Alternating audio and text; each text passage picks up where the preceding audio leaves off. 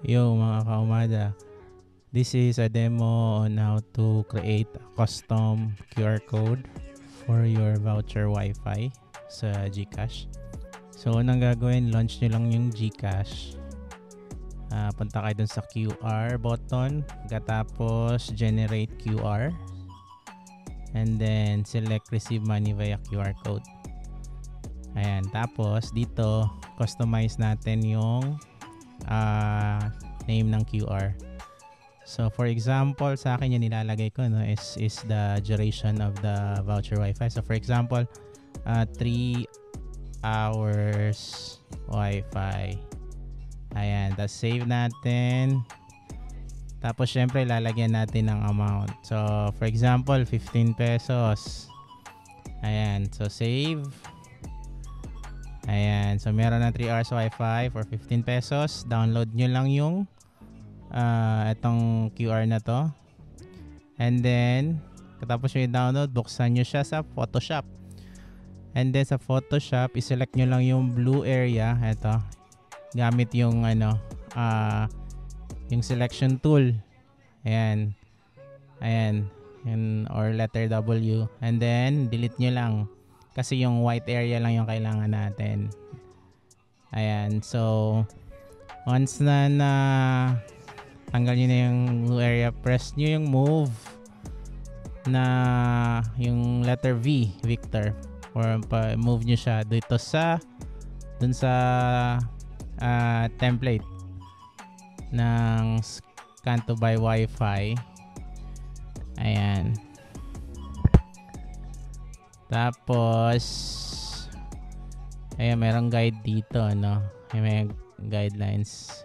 Yung mga guidelines kung paano natin ipwesto yung QR code natin para swak siya dun sa template. So, gagawin natin para madali, i-lower lang natin yung opacity. So, dito sa right side, babaan nyo lang to mga 40.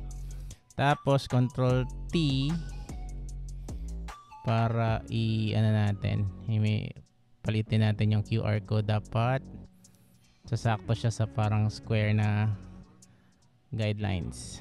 Ayan, para swak.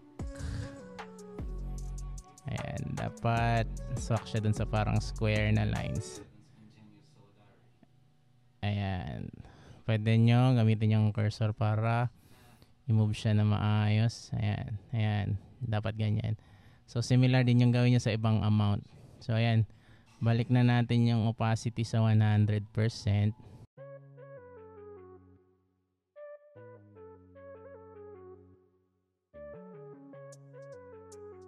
Ayun, click nyo lang yung check mark sa taas para to finalize. So ayan, no. Ayan, makikita natin may sulat sa baba, no. Halo-halo kasi may mga text ito sa taas. So gagawin natin, pilitin natin yung letter E for erase. Erase lang natin kasi hindi natin kailangan yung dito sa baba. Yung kailangan lang natin is yung 3 hours Wi-Fi tsaka yung amount. Tapos etong text sa taas, andito yan. Pwede nating i-edit yan, no? Ayan, na-edit siya. Anong name ng Wi-Fi nyo. Tsaka kung ilang Mbps. Yan, nandito yan sa layers. So yan. Kayo nang bahala. Basta follow nyo lang yung may dito. May 9 na cards na pwede nyong gamitin, no. 9 yan. So kayo nang bahala. Basta follow nyo lang yung guidelines para maganda siyang tingnan. So yan, nagbigay lang ako ng sample para para mas mapadali nyo yung pagsalang ng mga custom QR codes nyo. At ito pa lang image ito is 2 by 1 feet. 2 feet pataas, tapos 1 feet yung left to right na length. So yan, pwede nyong ipaprint yan sa tarp, tapos pwede nyong gawing pwede nyo i-display sa labas. At dyan na magsascan yung mga customers nyo para diretso na siya mag-generate ng Wi-Fi voucher via SMS. Okay, so that's it for this demo. Thank you very much. See you sa next video. Bye-bye.